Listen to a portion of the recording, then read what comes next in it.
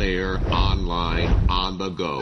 West Michigan's news leader is 24-hour News 8. West Michigan's oil spill now in its 6th day, starting off tonight with the newest information direct from the EPA and Enbridge. At a news conference this afternoon, the EPA telling Enbridge that its long-term plan to clean up the river was deficient and gave the oil company just 2 days to improve its response plan.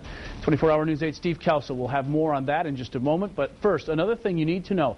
The Calhoun County Health Department continuing to monitor air quality and has not lifted the suggested evacuation area where levels of the poisonous gas benzene have reached unsafe levels. That information just coming into our newsroom a few hours ago. Bottled water is still available if you think your home's water may be tainted. Getting right to the latest details now. The U.S. EPA telling Enbridge tonight that its long-term cleanup plan is just not good enough. 24-hour News 8's Steve Kelso is in Marshall tonight. He went to the news conference this afternoon and joins us now live with the details. Steve? Larry, Enbridge submitted that plan to the EPA back on July 27th. And today, the U.S. EPA handed Enbridge this notice of disapproval. It says, among other things, the plan is deficient in content and technical details. It goes on to say that Enbridge's plan to fix the pipeline after everything is over is simply insufficient. Now, it's signed by the on-scene coordinator for the EPA here, and it says, quote, the U.S. EPA will not accept further submissions of deficient plans. One of the things that they were required to do is to submit a series of work plans for some of the longer-term efforts by July 29th. They did comply with that deadline, but today, after review, EPA has found those work plans deficient and has asked Enbridge to resubmit them no later than August 2nd. I should comment with regard to the EPA and the plan that we approved. As indicated, it was returned to us just prior to this press conference. I can assure you that we will modify that plan until it meets the requirements of EPA. Now, there is some good news to report tonight. EPA and Enbridge do agree on one thing, and that is that the cleanup is going very well. The break in the pipeline has now been located, and it has been confirmed that there is no further leakage. And the American Red Cross has closed the shelter now because of lack of need.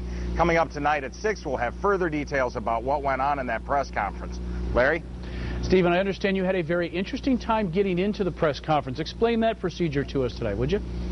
You know, Larry, when I arrived here, I was told that I had to park in a way-off parking lot, and then I was ushered in by a National Guardsman, and I actually had to go and obtain this media credential. I don't know how well you can see that there, but they made all of these on site for everybody. I couldn't really get a reason for why the security was so strong here, but there were a number of people, I'm being told, who wanted to come in here and be a part of this news conference who were simply not allowed in.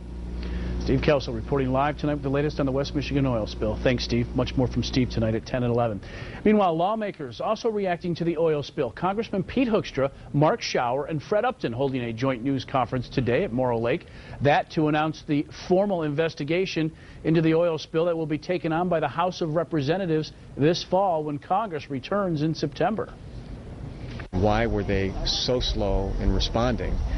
In taking responsibility for this and reporting it to federal authorities so that the response could begin. So this company has a lot of questions to answer, and I think before this is all done, they're going to face stiff civil penalties at least, and it may go beyond that. We got to make sure that this doesn't happen again. You're going to see some congressional hearings down the road.